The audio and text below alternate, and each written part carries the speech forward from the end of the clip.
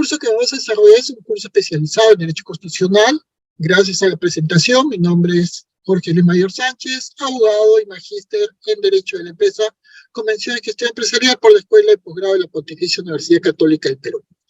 Queremos empezar justamente definiendo en el ámbito del derecho constitucional, teniendo en cuenta que cuando hablamos de lo que vamos a abordar o la descripción del curso, mencionamos que este curso busca analizar los principales aspectos de los procesos constitucionales en el Perú, así como en general del derecho procesal constitucional adjetivo y especialmente del derecho procesal constitucional peruano.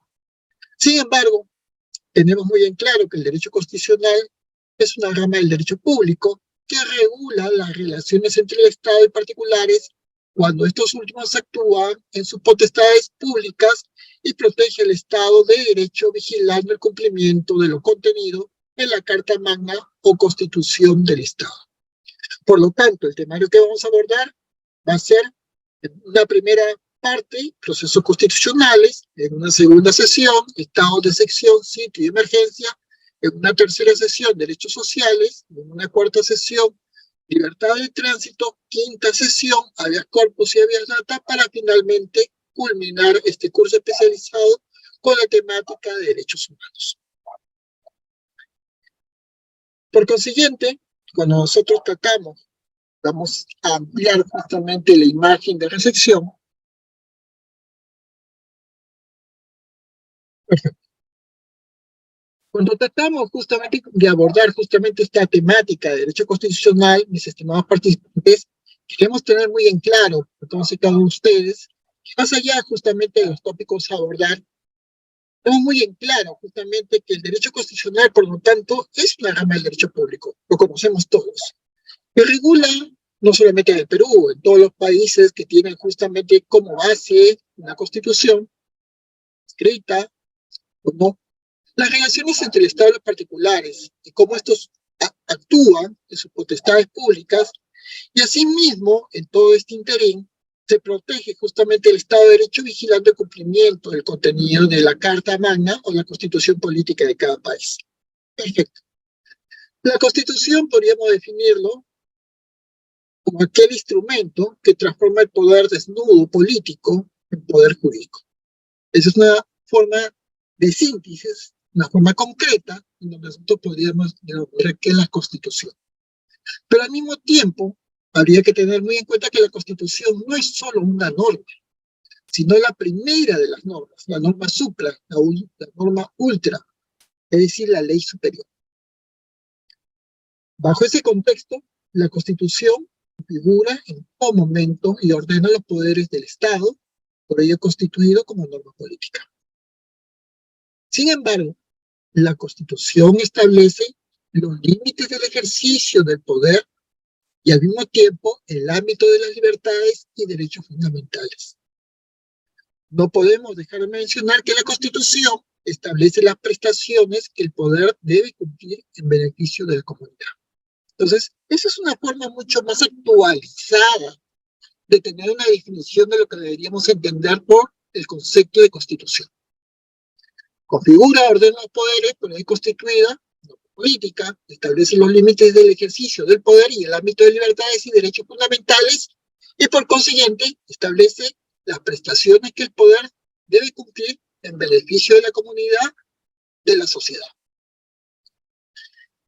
Si queremos tener un concepto de Constitución, podemos definir lo mismo que la Constitución no solo es la norma jurídica suprema, formal y estática, sino la Constitución también tiene un escenario material y dinámica, y por eso la Constitución es norma básica en la que se fundamentan las distintas ramas del derecho. Por lo tanto, la Constitución tiene que ver en sí como la norma de unidad a la cual se integran todas estas diferentes ramas del derecho, las normas y las leyes.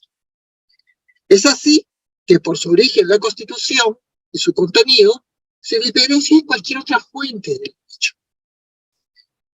Y una de las maneras como se traduce tal diferencia es ubicándose en el vértice del ordenamiento jurídico.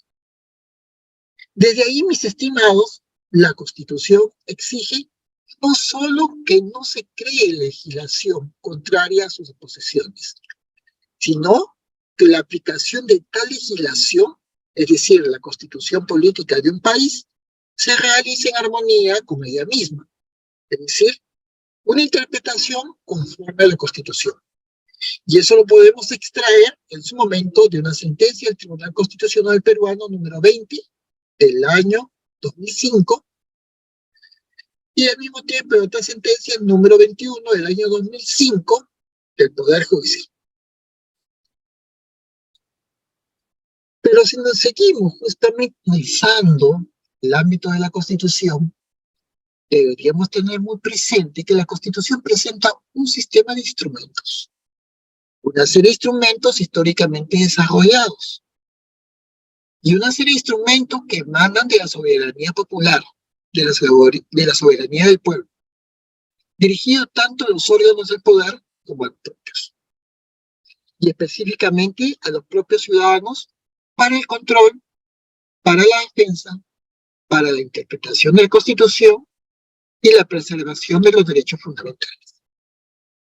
Por lo tanto, cuando hablamos justamente de Constitución, hay que tener en cuenta en todo momento que va dirigida a los ciudadanos y también a los órganos de poder, en esa simetría constitucional.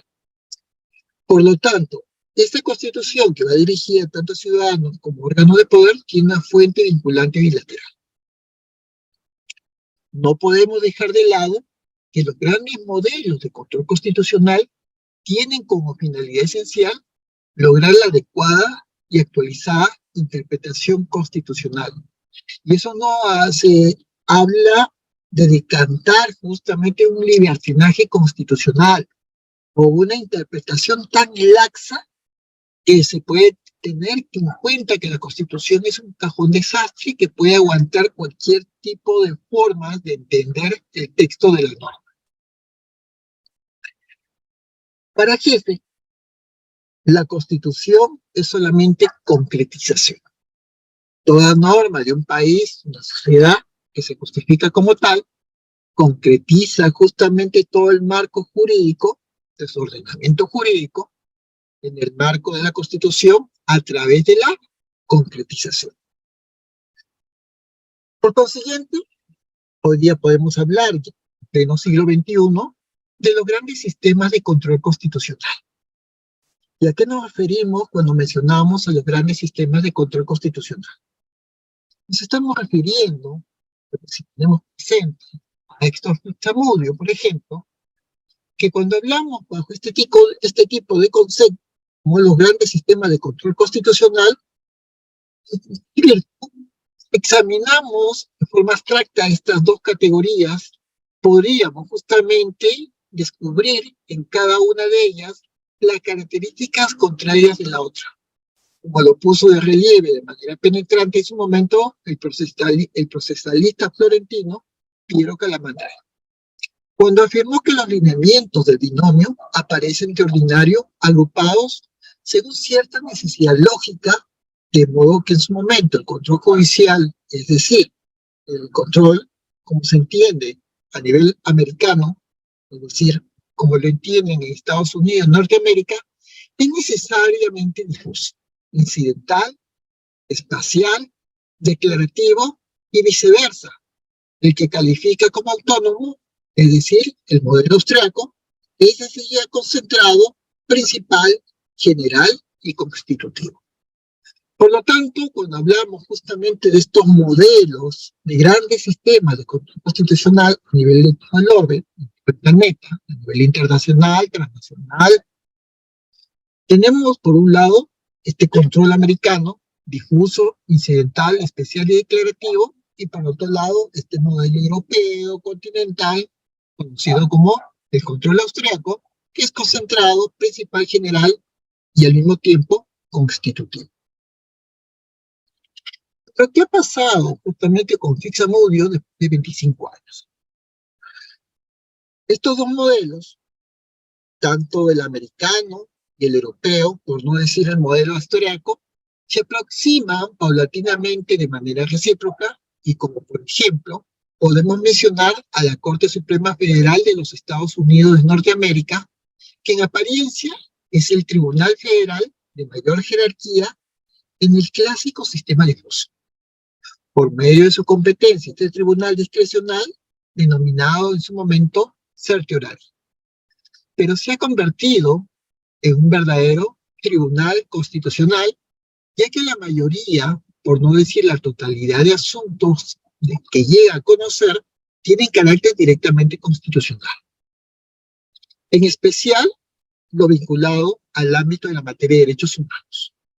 Por otra parte, sus resoluciones son obligatorias para todos los jueces del país, es decir, en los Estados Unidos de Norteamérica, de acuerdo que se llama, ¿no?, un acuerdo justamente denominado stare decisis, es decir, que implica una obligatoriedad de precedente, de manera que cuando la Corte Suprema de los Estados Unidos de Norteamérica declara la inconstitucionalidad de una ley, dicho fallo posee efectos generales e indirectos, pues debido a su prestigio moral, también las autoridades administrativas deben acatar sus resoluciones, es decir, las resoluciones emitidas y expedidas en su momento por la Corte Suprema Federal de los Estados Unidos de Norteamérica.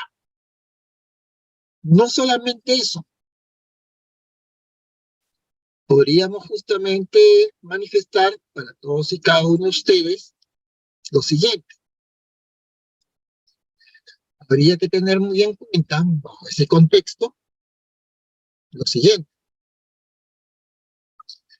Un escenario nos lleva justamente a todos nosotros con respecto a la recepción del sistema difuso de control constitucional, denominado en su momento como el Judicial Review, en el sistema concentrado de control constitucional, es decir, el denominado sistema europeo constitucional, de Rey Grande o espíritu justamente austríaco. En su momento, García de Enterría ha señalado que se ha querido justamente paliar a través de este sistema tan cuidadosamente articulado, es decir, el sistema concentrado, el riesgo de un gobierno de los jueces, que además entonces era especialmente peligroso en Europa por la vigencia que en aquel momento la doctrina jurídica acepta, que pretende liberar de cierta manera a los jueces de la observancia de la ley. Este riesgo es el que el sistema kelsesiano, el sistema de Hans Kelsen, intenta evitar, estableciendo como postulado capital la sumisión de los jueces a todas las leyes. Sin embargo, sin perjuicio de que únicamente el Tribunal Constitucional pueda eliminar del sistema siempre de manera ex nunc, como hemos notado, las leyes supuestamente incompatibles con la constitución política de un país. Esta es la forma que tiene justamente don García de Enterría de entender justamente esta recepción del sistema difuso de control constitucional, Judicial Review, en el sistema concentrado de control constitucional, sistema europeo. Este escenario, estamos justamente analizando, gracias a don Eduardo García Enterría, nos lleva justamente a tener muy en claro que el Tribunal Constitucional es una pieza inventada de arriba abajo por el constitucionalismo norteamericano y reelaborada en la segunda década de este siglo por uno de los grandes juristas europeos, Hans Kelsen. Su punto de partida es cómo se comprende que la Constitución es una norma jurídica, y no cualquier norma, sino la primera de todas las normas entre todas. Por lo tanto, la Constitución política como norma jurídica es la ley superior, y esta Constitución es aquella que sienta valores supremos de un ordenamiento jurídico, y de esta supremacía constitucional es capaz de exigir cuentas, de elegirse en el parámetro de validez de todas las demás normas jurídicas del sistema. Entonces, por lo menos, ya nos vamos ubicando justamente en el escenario justamente de la importancia, prima fase, o ese nivel ultra supra que tiene justamente la constitución política de un país. En cuanto al control difuso americano o control difuso estadounidense o control difuso de los Estados Unidos de Norteamérica, la potestad de la Corte Suprema de los Estados Unidos de Norteamérica es reconocida en todo el mundo, pero muy a menudo mal interpretada. Por lo tanto, hay que tener en cuenta que el Tribunal Supremo norteamericano o de los Estados Unidos de Norteamérica no es una entidad ofensiva que sabe justamente buscar oportunidades para ejercer su poder. Es una institución pasiva que espera que el asunto entre a sus puertas, a la puerta del tribunal, sin solicitarlo, con el curso en el tiempo. Por lo tanto, la Corte ha establecido que ciertas reglas son incontrovertibles que limitan su función de revisión judicial. Por ejemplo, una ejecutoria señaló una relación de toda limitación del poder del tribunal en cuanto al judicial review, el denominado self-restraint. Sin embargo, hay pocas circunstancias sumamente excepcionales en que la Corte Suprema podría sobrepasar estas limitaciones para alcanzar el fin de la justicia social y otros factores innegables. Eso es muy importante que lo tengan presente. Fernández Delgado señalado lo siguiente: el origen de la jurisdicción constitucional no siempre coincide con el inicio del fenómeno constitucional. Si bien en los Estados Unidos de Norteamérica la institución de la Judicial Review surge casi al unísono del propio Código Constitucional y que admite ser considerado como algo consustancial a la Constitución, recordemos la conocida afirmación de House, en el cual manifiesta que vivimos bajo una Constitución, más la Constitución es lo que los jueces dicen que es. En Europa, por el contrario, no sucede así. Porque en Europa se tiene lo siguiente, y no por desconocimiento o indiferencia, pues ningún otro rasgo del sistema americano o estadounidense de gobierno había despertado tanta curiosidad en el pensamiento europeo como el denominado Judicial Review o la denominada revisión judicial. Pero cuando analizamos justamente esta temática de procesos constitucionales, tenemos que tener presente en todo momento el ámbito de los instrumentos del proceso constitucional. Porque son estos instrumentos procesales que contiene la Carta Constitucional, la Constitución o la Carta Magna, como quisiéramos denominarla, tanto para su defensa directa, pero al mismo tiempo para el control constitucional. Y estamos hablando en este último caso de una defensa de carácter orgánico, que han sido incorporados en el curso de la historia y reciente evolución del constitucionalismo en las últimas 2 centurias, en los últimos 2 siglos, con la finalidad de brindar a los justiciables la posibilidad de solicitar como pretensión procesal la defensa y la prevalencia de la norma constitucional. En segundo lugar, mis estimados, se podrán encontrar aquellos instrumentos procesales destinados a la defensa de los derechos fundamentales, es decir, las denominadas garantías constitucionales o instrumentos de defensa de la libertad, o como magníficamente lo señaló Capelletti, la denominada jurisdicción de la libertad. Por lo tanto, cuando nos referimos ya a los procesos constitucionales, y específicamente en el caso peruano, en nuestro caso, Se determina que son los 8 los procesos constitucionales contemplados en nuestra Constitución, en la Carta Magna o en la Carta Constitucional.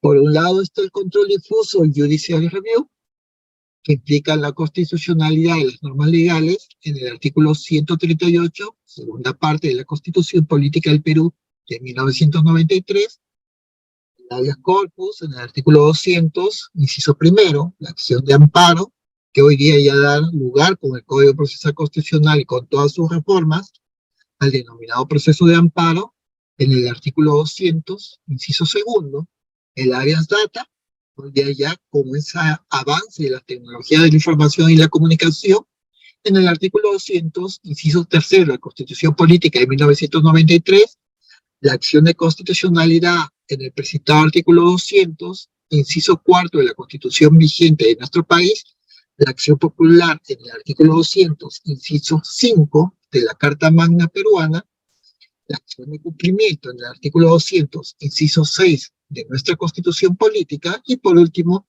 la denominada contienda de competencia constitucional, positivizado, contenida también en el artículo 202, en este caso, inciso tercero, de la Constitución Política de 1993. Por lo tanto, estos son los procesos constitucionales que están taxativamente contenidos y positivizados en nuestra Constitución Política vigente. Pero también tenemos ese escenario, ¿no? La acción de control constitucional.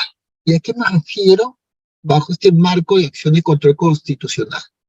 A una acción de constitucionalidad, a un control de uso, a la acción popular, a la contienda de competencia. Y por otro lado, tenemos las acciones de garantía constitucional propiamente dichas, entre las cuales mencionamos las que todos conocemos, el habeas corpus, la acción de amparo, el habeas corpus, el habeas data y la acción de cumplimiento. Por un lado, ya están completamente delimitada la acción de control constitucional por un lado, y por el otro lado las acciones de garantía de carácter constitucional. Acción de control constitucional, la acción de constitucionalidad, el control difuso, la acción popular y la contienda de competencia. Las acciones de garantía constitucional, los clásicos, habeas corpus, acción de amparo, habeas datas y la acción de cumplimiento. Esto también nos conduce en su momento a los instrumentos del derecho procesal. Estamos hablando, propiamente dicho, del derecho procesal constitucional.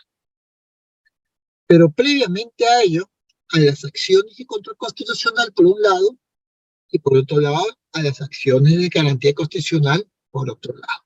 Entonces, ya estamos justamente ordenando el ámbito instrumental del desarrollo del derecho procesal constitucional. Por un lado, las acciones de control de constitucionalidad y por otro lado, las acciones de garantía constitucional. Como ustedes lo pueden visualizar en el presente repentino. Tenemos un nuevo código procesal que ha creado cambios, modificatorias, igual, pero en sí el contenido, o sea, la base primigenia o el espíritu de la misma se mantiene. Tiene un título preliminar, se habla pues de la jurisdicción de la libertad, de la revisión judicial de las leyes. Cuando hablamos de la jurisdicción de la libertad, nos estamos refiriendo en el ámbito constitucional, en una serie de disposiciones generales de los procesos, lo que ya acabo de presentar, habeas corpus, proceso de amparo, habeas datas y acción de cumplimiento. Y cuando hablamos de la revisión judicial de las leyes, de disposiciones generales de los procesos. La acción popular, la acción de constitucionalidad y la contienda de competencia. Por lo tanto, esta jurisdicción de libertad que todos conocemos, que en su oportunidad, inclusive, la hemos justamente tramitado como abogados y abogadas, ha generado una serie de procedimientos. Sin embargo, tanto la jurisdicción de libertad y sus disposiciones generales de procesos y la revisión judicial en disposiciones generales de procesos genera una tramitación en sede del Tribunal Constitucional en su momento y por lo tanto una serie de disposiciones generales aplicables a los procedimientos ante el Tribunal Constitucional peruano. Agotada justamente el ámbito, justamente de lo dispuesto o lo que más limita o resuelva el Tribunal Constitucional de nuestro país, queda expedita la jurisdicción internacional, sin olvidar o sin obviar la existencia de una serie de disposiciones complementarias finales y transitorias y posibles derogatorias que pueden justamente contenerse o compilarse. Ustedes y nosotros, los que hablan, mencionan instrumentos del derecho procesal y tienen bien delimitadas las acciones de control constitucional y tiene las acciones de garantía constitucional y tiene ordenado de la parte superior a la parte inferior la acción de constitucionalidad, la contingencia de competencia constitucional, el control difuso de la constitucionalidad de las leyes. Hay que tener en cuenta que quien dirime o revisa o justamente compete en el ámbito justamente de acción de constitucionalidad y con cuestión de contienda de competencia constitucional, será objeto justamente de vista por parte del Tribunal Constitucional peruano. Cuando se analizan situaciones como el control difuso de la constitucionalidad de las leyes, una acción popular, estamos hablando del ámbito del Poder Judicial de nuestro país. Pero cuando hablamos ya del escenario de acciones de garantía constitucional, ahí está tanto el Poder Judicial del Perú como el Tribunal Constitucional peruano para el ámbito de acciones de habeas corpus, acción de amparo, habeas data o acción de cumplimiento. Hemos tenido pues un código procesal constitucional que fue gestado, fue redactado por esta vigencia a partir del año 2004 y que fue uno de los aportes importantes o contribuciones que ha hecho el Perú justamente en el ámbito constitucional a nivel justamente de Latinoamérica, por no decir el continente americano, pero también hay que tener en cuenta que producto del Código Procesal Constitucional del año 2004, se gestó en su momento un nuevo Código Procesal Constitucional a partir del año 2021 hacia la fecha. El primer Código Procesal en el Perú es el denominado Código Procesal Constitucional derogado la ley 28.237, que en su momento fue promulgada el 7 de mayo del año 2004, prácticamente podríamos decir casi ya más de 19 años atrás, y publicada en el Diario Oficial Peruano el 31 de mayo del año 2004, y posteriormente entró en vigencia pues el 1 de diciembre del año 2004, tras una vacatio legis dispuesta en su segunda disposición transitoria y derogatoria. Fue un texto legal, el denominado Código Procesal Constitucional Peruano, como le dije, un texto legal pionero a nivel del ordenamiento interno en Iberoamérica, o sea, no solamente en nuestro continente, fue también objeto de visión o análisis en España, pero fue destinado a recoger nuestro Código Procesal Constitucional, destinado a recoger de manera integral y sistemática las acciones de garantía constitucional y las acciones de control constitucional que hasta entonces, hasta la fecha de antes del año 2004 o antes del 1 de diciembre del año 2004, se encontraban en legislación dispersa conforme al contenido del artículo 200 de la Constitución vigente. Y tiene pues en su momento un carácter justamente de ley. Pero con dice, bueno, ya estamos pues en el año 2023, muchas cosas han sucedido en las últimas décadas, ya en pleno desarrollo del siglo XXI, en una era post-pandémica, post-COVID-19, y en el interín justamente de la pandemia, se gestó un nuevo Código Procesal Constitucional peruano. Es así que el 21 de julio del año 2021 fue promulgado por insistencia el nuevo Código Procesal Constitucional y publicado en su momento en el Diario Oficial del Peruano el 23 de julio del año 2021, derogando en su momento la ley 28.237 que creó el Código Procesal Constitucional del año 2004 en el Perú, por una disposición complementaria derogatoria y única. Se dio la derogación de la ley 28.237, por lo tanto el Código Procesal Constitucional del Perú. Ahora, con relación a vacatio legis, es una expresión latina que hace referencia al tiempo que transcurre entre la publicación de la ley y su entrada en vigencia. En palabras del Tribunal Constitucional, constituye esta vacatio legis un estado temporal de suspensión de los efectos de la norma, es decir, de los efectos prohibitivos, permisivos u ordenantes de una acción y omisión, hasta que tanto acontezca una condición temporal, paso del tiempo, la expiración de un plazo o material, la verificación de un suceso. Si eso quieren ver justamente qué se entiende, tal vez por un desarrollo de vacatio legis, pueden ir al expediente número 5331 del año 2006, en un proceso de amparo del Tribunal Constitucional, y podrán justamente ver justamente en el fundamento 7 lo que se entiende en esa sentencia con respecto al vacatio legis. Pero entre el Código Procesal Constitucional del año 2004, ley 28.237 derogado, y el nuevo Código Procesal Constitucional que nos convoca en el año 2021, ley 31.307, sin embargo, este nuevo Código Procesal Constitucional del año 2021, en su quinta disposición complementaria final, regula que las reformas al Código Procesal Constitucional entran en vigor al día siguiente de su publicación. Eso es muy importante que lo tengamos en cuenta. Muy bien, para poder acceder al curso completo, a los materiales y a la certificación, puedes comunicarte al 951-428884 o también al 930-627-791. Estos son los números de WhatsApp, ¿no? O también vía telefónica aquí en Perú. Si estás fuera de Perú, debes de poner el prefijo más 51 a través del WhatsApp, ¿no? Y los siguientes números para que te puedas comunicar. Por otro lado, también te invitamos a visitar nuestra página web www.encap.edu.pe para que puedas consultar otros cursos que tenemos en las diferentes categorías, aquí en el menú cursos. Puedes observar las diferentes categorías que tenemos en administración, arquitectura, carretera, civil, construcción, contabilidad, minería, obra, recursos humanos, tecnología, seguridad, entre otros, ¿no?